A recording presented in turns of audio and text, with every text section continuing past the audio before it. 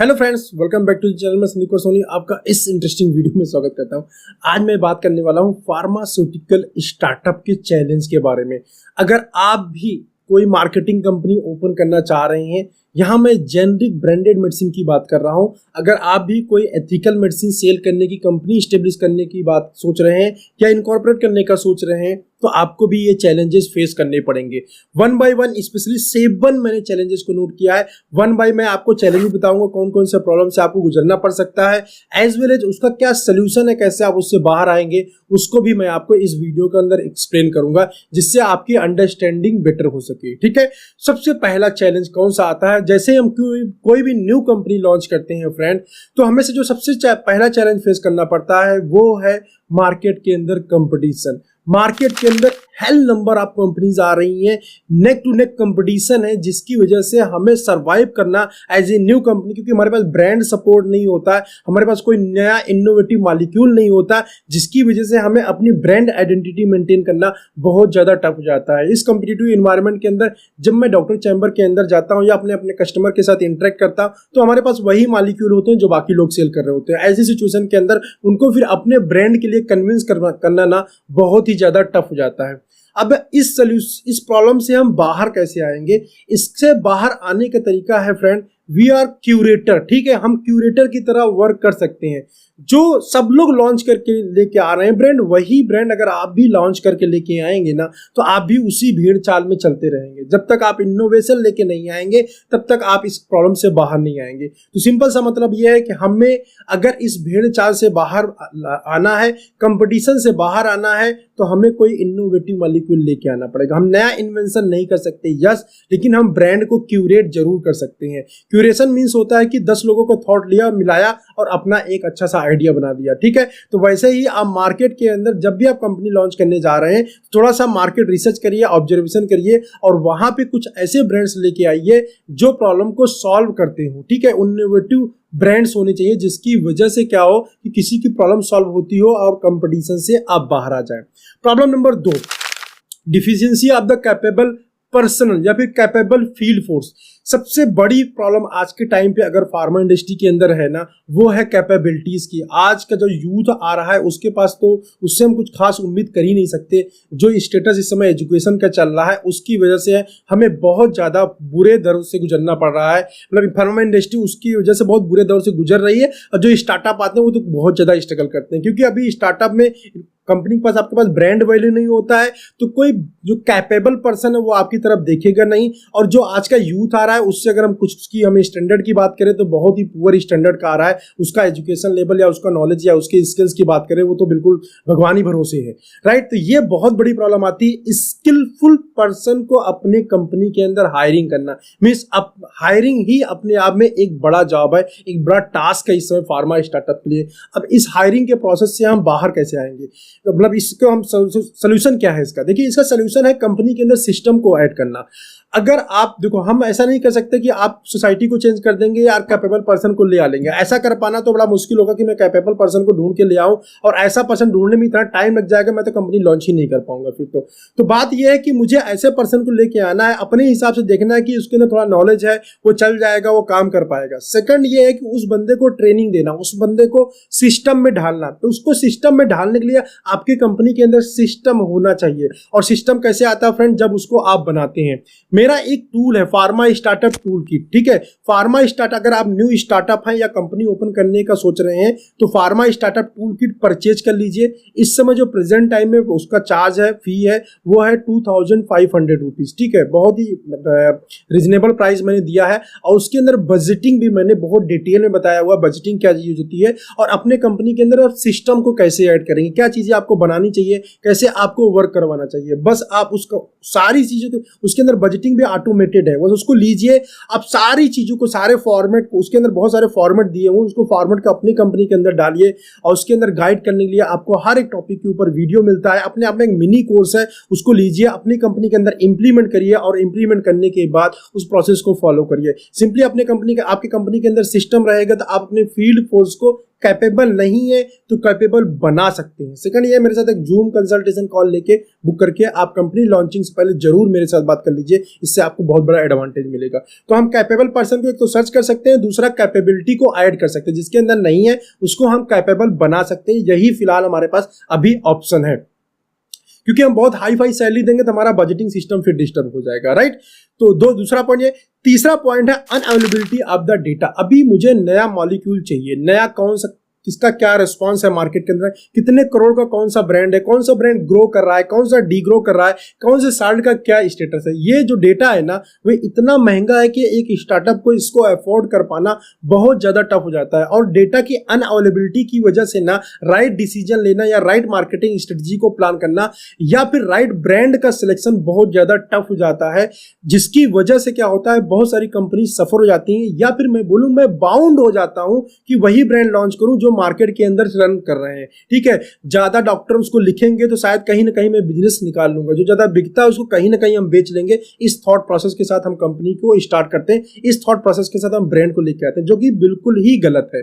ठीक है, ये बिल्कुल सही बात है फ्रेंड कि हमारे पास डेटा नहीं है। ठीक है, डेटा ना होने की वजह से हम राइट डिसीजन नहीं ले सकते, राइट। बट ये जिन लोगों के पास डेटा है उन लोगों को मैं फॉलो अगर करना शुरू कर दूं, उनको अगर मैं ऑब्जर्वेशन करना शुरू कर दूं उनको, तो उनकी वजह से मैं ना सही डिसीजन ले सकता हूं, उनको फॉलो करके, जिसके थ्रू मुझे गूगल पे थोड़ा बहुत ज्यादा तो नहीं मिलेगा बट ये 10-20% डेटा आपको मिल सकता है। बट जिस भी डिवीजन के अंदर आप जाना चाहते हैं, एंट्री करना चाहते हैं, उसमें शुरुआत में आप थोड़े ही मॉलिक्यूल लेके 2-3-4 ब्रांड के साथ ही कंपनी लॉन्च करिए। उसके बाद उस पर्टिकुलर डिवीजन, उस पर्टिकुलर सेगमेंट के लीडिंग कंपनीज को फॉलो करिए जिनके पास में डेटा है एक्चुअली, जिससे आपको new innovative marketing strategy as well as new innovative brands मिलेंगे, साल्ट मिलेंगे, जिसके ऊपर आप काम कर सकते हैं, जिसके बारे में आप कस्टमर से फीडबैक लेके उसको लॉन्च कर सकते हैं। ठीक है, तीसरा प्रॉब्लम। चौथा प्रॉब्लम है lack of innovative marketing strategy. ठीक है, ये क्या होती है एक्चुअली मैं अभी यहाँ डीप में नहीं जाऊंगा। सेल क्या होता है, मैं इसके ऊपर एक सेपरेट वीडियो अभी इस वीडियो के बाद आपको मिलेगा। सेल क्या होता है, what is the cell, cell को समझने की कोशिश किया। सेल में ही बहुत कुछ छिपा हुआ है एक्चुअली। सेल को ना, सेल के डेफिनेशन को आपको बार बार पढ़ने की जरूरत है, समझने की जरूरत है सेल क्या होती है। आज के टाइम में ना फार्मा इंडस्ट्री की ये बहुत बड़ी प्रॉब्लम है कि हम कुछ इनोवेटिव नहीं करना चाहते, हम रूढ़िवादिता, मतलब आज से 20-30 साल पहले जो मार्केटिंग स्ट्रेटजी थी ना, मार्केट में काम करने का तरीका, वही बैग लेके जाना है, वही रिमाइंडर, वही विजिलेट, वही मीटिंग, वही ट्रेनिंग, वही रिव्यू करने का तरीका, वही डॉक्टर से कॉल करने का तरीका जो 30 साल पहले था आज भी वही है। तो उसके अंदर इनोवेशन करने की जरूरत है, उसके अंदर न्यू स्ट्रेटजी लाने की जरूरत है। उसके लिए आपको अपनी कंपनी को, जैसे डिजिटल चीजें आई हैं तो अपनी कंपनी को आपको नॉट ओनली ऑफलाइन, ऑनलाइन भी लॉन्च करने की जरूरत है, प्रोडक्ट को ऑनलाइन भी प्लान करने की जरूरत है। तो न्यू मार्केटिंग स्ट्रेटजी को आप डिजिटलाइजेशन के साथ कैसे ला सकते हैं, इसके ऊपर आपको सोचने की जरूरत है। आपको डिजिटलाइजेशन के डिजिटल जो इंटरनेट है उसकी हेल्प लेके आपको ऐसे मार्केटिंग स्ट्रेटजी बनाना चाहिए। अपनी कंपनी के ब्रांडिंग के लिए आपको डिजिटल मार्केटिंग का भी हेल्प लेना चाहिए, जो कि आपको ब्रांडिंग को इंक्रीज करने में बहुत ज्यादा हेल्प करेगा। तो आपको इनोवेटिव मार्केटिंग स्ट्रेटजी आपकी कंपनी की सिनेरियो को चेंज कर सकते हैं, ब्रांडिंग को इंक्रीज कर सकते हैं। इसके बाद नेक्स्ट जो प्रॉब्लम आती है वो आती है कि लैक ऑफ ऑब्जर्वेशन। मार्केट में हम ऑब्जर्वेशन नहीं करते, मार्केट में ऑब्जर्वेशन ना करने की वजह से फ्रेंड हमें नहीं पता चल पाता कि मार्केट में गैप कहाँ पे है, मुझे कौन सा मॉलिक्यूल लेके आना चाहिए, या फिर मैं अपने मॉलिक्यूल को कौन से इंडिकेशन में प्लेस करूं। ऐसा कोई जरूरी नहीं है कि हम न्यू इनोवेटिव मॉलिक्यूल लेके आएंगे तभी मार्केट शेयर को कैप्चर कर सकते हैं, हम प्रॉफिट में जा सकते हैं। नो, मैं आपको यहाँ पे एक एग्जांपल बताता हूं कंपनी के, जिससे आप बहुत अच्छी तरीके से समझ सकते हैं। एक कंपनी का ब्रांड आता है लिग्नॉक्स, ये इंडिगो का ब्रांड है, लॉक्स ये नियॉन का ब्रांड है। ठीक है, ये लिग्नोकैन का ब्रांड आता है, लिग्नॉक्स जेल आता है। इसकी जो कॉस्टिंग होती है 10 ग्राम की अगर पैकिंग की बात करूं 11 रुपीज कॉस्ट करता है नियॉन कंपनी का। लेकिन सेम जो इसके अंदर लिग्नोकैन है, यही सेम साल्ट अगर मैं चला जाता हूं मैनकाइंड कंपनी के पास, नियॉन कंपनी 11 रुपीज में 10 ग्राम का लिग्नोकैन सेल करती है। लेकिन सेम टाइम मैनकाइंड कंपनी उसके इंडिकेशन को चेंज कर लिग्नोकॉन जो लिग्नॉक्स सेल होता है, सॉरी लॉक्स जो सेल होता है वो कैथेटर के ऊपर as a local anaesthetic cell होता है। बट सेम टाइम अगर मैं चला जाता हूं मैनकाइंड के पास, मैनकाइंड इसी साल्ट को लेके सेल करती है 100 रुपीज का 8 ग्राम, बस उसका इंडिकेशन चेंज कर देती है। उसका इंडिकेशन सेक्सुअल डिस्फंक्शन में यूज करती है, एक्चुअली इरेक्टाइल डिस्फंक्शन को या फिर मैं बोलूं सेक्सुअल टाइम ड्यूरेशन को इंक्रीज करने में यूज करती है। ठीक है, same salt man force stay long के अंदर है और सेम साल्ट लॉक्स जेल के अंदर है। आप चाहो तो उसको गूगल या 1mg पे जाके चेक कर सकते हैं। और कंपोजिशन भी सेम है, वहां पे लिग्नोकैन, मैनकाइंड ने लिग्नोकैन के साथ प्रिलोकैन ऐड किया जो कि लगभग एक जैसा है, और लॉक्स जो है वो लिग्नोकैन का ब्रांड है। तो इसका मतलब क्या हुआ कि एक कंपनी 10 रुपए का 10 ग्राम बेच रही है, 11 रुपए का 10 ग्राम बेच रही है, सेम दूसरी कंपनी बस इंडिकेशन चेंज कर रही है और 100 रुपए में बेच रही है, 100 रुपए एमआरपी के साथ सेम साल्ट को बेच रही है।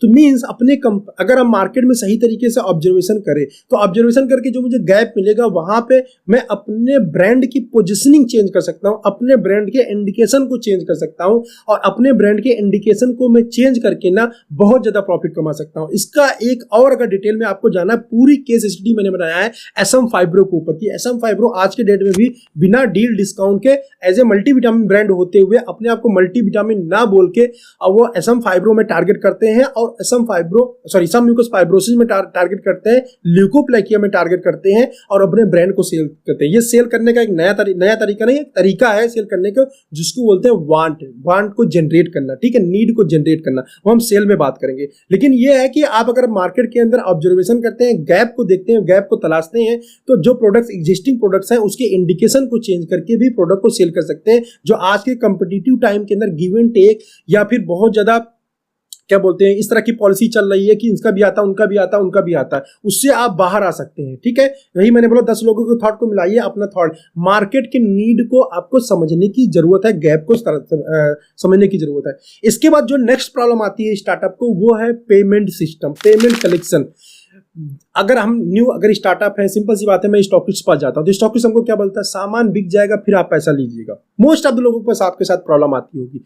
लेकिन मैं आपको बता दूं, अगर आप इस सिस्टम के ऊपर काम कर रहे हैं ना, आपका पेमेंट सिस्टम ही, फिर कैश फ्लो ही मेंटेन नहीं हो पाएगा। और आपका कैश फ्लो अगर मेंटेन नहीं हुआ ना, आप अपनी एम्प्लॉय को टाइम पे सैलरी दे ही नहीं पाएंगे। मैं गारंटी के साथ बोला हूं, इसके ऊपर मैं वर्कशॉप भी कर चुका हूं, इस सिस्टम को कैसे ठीक किया जाए। पेमेंट आपको जो पहले से सिस्टम चली आ रही है, एडवांस पेमेंट बिना चेक की बिलिंग नहीं करनी है, मींस नहीं बिलिंग करनी है। इसके बारे में आपको ज्यादा जानना है तो मुझसे जूम पे कंसल्टेशन ले सकते हैं। ये बहुत बड़ी प्रॉब्लम है आज के फार्मा स्टार्टअप का, लेकिन इसको ठीक किया जा सकता है। ठीक है, इसके लिए क्या करना पड़ेगा आपको जो भाई, जैसे आपने नया स्टार्टअप स्टार्ट किया वैसे बहुत सारे होलसेलर भी स्टार्टअप कर रहे हैं। आपको कोई बड़ा अगर होलसेलर आपको लिफ्ट नहीं दे रहा है, आपकी कंपनी का ऑथराइज पार्टनर नहीं बन रहा है, चैनल पार्टनर, तो आप छोटे स्टॉकिस्ट के पास जा सकते हैं। लेकिन पेमेंट सिस्टम ना आपको वही बिना चेक के अगेंस्ट पेमेंट नहीं करना चाहिए और 21 डेज या 25 डेज के पेमेंट सिस्टम पे ही काम करना चाहिए। फर्स्ट टाइम जब as a startup, as a new company हम प्रोडक्ट को बिल करते हैं, उस समय 45 डेज या 60 डेज के पेमेंट साइड पे आप दे सकते हैं, वो भी चेक के अगेंस्ट। ठीक है, पीडीसी के बिना कोई भी माल डिस्पैच नहीं होना चाहिए। ये रूल आपको अपनी कंपनी के अंदर लाना पड़ेगा। अब इसके बारे में आप डिटेल जाना चाहते हैं तो कैसे होगा, क्या चीजें हो सकती है, प्रॉब्लम बहुत है, मुझसे जूम कंसल्टेशन कॉल मेरा बुक कर लीजिए। बुक करने का बहुत सिंपल तरीका है, ये बोर्ड लाइन नंबर यहाँ पे आ रहा है, यहाँ पे 600 रुपीज आपको पे करना है किसी भी डिजिटल ऐप के थ्रू और उसका स्क्रीनशॉट इसी मोबाइल नंबर पे आपको भेज देना है 9058623737 और वहां पे आपको एक टाइम मिल जाता है, उस टाइम पे आप मेरे साथ बात कर सकते हैं, इंटरेक्ट हो सकते हैं। ठीक है, तो पेमेंट टाइम पे ना मिलना कंपनी के कैश फ्लो को ब्रेक कर देता है, कंपनी कैश ड्राई हो जाती है, जिसकी वजह से आपका सारा फंक्शन रुक जाएगा, कैश टाइम पे नहीं आएगा, एम्प्लॉय को सैलरी नहीं जाएगा, आपका इन्वेंट्री मेंटेन नहीं हो पाएगा, आपका ऑफिस नहीं रन कर पाएगा और जो स्मूथ एक्टिविटीज होनी थी मार्केट के अंदर वो भी नहीं हो पाएंगी। एक टाइम तक आप इसको संभाल सकते हैं, उसके बाद इसको संभाल नहीं पाएंगे फ्रेंड। ठीक है, तो कैश फ्लो को मेंटेन, 2 रुपए कम सेल करना लेकिन कैश फ्लो को मेंटेन करके जरूर रखना। इसके बाद आज के टाइम की जो सबसे बड़ी प्रॉब्लम आए वो है प्रॉफिटेबिलिटी। अगर आप बजटिंग को देखते हैं, अगर आपने मैंने फार्मा स्टार्टअप टूल किट लिया होगा तो बजटिंग को देखेंगे, या बजटिंग नहीं करना आता तो एक बार वो भी मुझसे सीख लीजिए, बजटिंग कैसे किया जाता है, फार्मा स्टार्टअप टूल किट के अंदर मिलता है। तो बजटिंग में करता हूँ, देखता हूँ कंपनी की प्रॉफिटेबिलिटी धीरे धीरे क्या होता है, डाउन होती जा रही है। क्यों डाउन होती जा रही है? क्योंकि मार्केट में हमको डिस्काउंट ज्यादा देना पड़ता है। अब इस डिस्काउंट से बचने का तरीका क्या है? इससे बचने का तरीका है क्यूरेट करना, ब्रांड को क्यूरेट करना। आज के टाइम के अंदर हम बहुत सारे ब्रांड को क्यूरेट कर सकते हैं, बहुत सारी मार्केटिंग स्ट्रेटजी को यूज कर सकते हैं जिससे हम ब्रांड क्यूरेट कर सकते हैं। जैसे मैंने आपको एक एग्जांपल दिया, एसएम फाइब्रो का, एक एग्जांपल दिया मैंने Lux and Manforce Staylong gel का, ये मैंने 2 एग्जांपल दिया। लेकिन इसके अलावा भी बहुत सारे एग्जांपल हैं फ्रेंड, जहां पे हम प्रोडक्ट के डिटेलिंग को चेंज करके ना ब्रांड को बिना डील डिस्काउंट के आज के टाइम भी बेच सकते हैं। और मैं आपको बहुत सारी कंपनीज का, जब मेरे साथ जूम करेंगे मैं आपको बहुत सारी कंपनी के एग्जांपल बताऊंगा जो आज के कॉम्पिटिटिव टाइम के अंदर भी इतना गला काट कंपटीशन है, उसके बाद भी बिना डिस्काउंट के कंपनी बेच रही है। आप ये बोलोगे सर उनको ब्रांड सपोर्ट है, नहीं, उनके साथ ब्रांड सपोर्ट नहीं। मैं आपको बहुत सारी कंपनी ऐसी बताऊंगा जिसको आप जानते भी नहीं, उनके साथ ब्रांड सपोर्ट नहीं है, उनके साथ उनके प्रोडक्ट के अंदर जो डिटेलिंग स्टोरी है ना उसके अंदर बहुत दम है। अंडरस्टैंड, हम जब न्यू ब्रांड लॉन्च करके कंपनी लॉन्च करते हैं तो हम नॉर्मल सिर्फ वही ब्रांड लेके आते हैं जो बाकी सब बेच रहे होते हैं। अंडरस्टैंड, इसलिए लेके आते हैं कि उसको कहीं भी बेचना आसान है, लेकिन हम ये नहीं समझते कि जिस ब्रांड को मैं लेके आ रहा हूं बाकी लोग भी लेके आ रहे हैं, तो सब लोग भी यही सोच रहे हैं, जिसकी वजह से क्या होता है उस ब्रांड को बेचना आसान नहीं, उस ब्रांड को बेचना टफ है।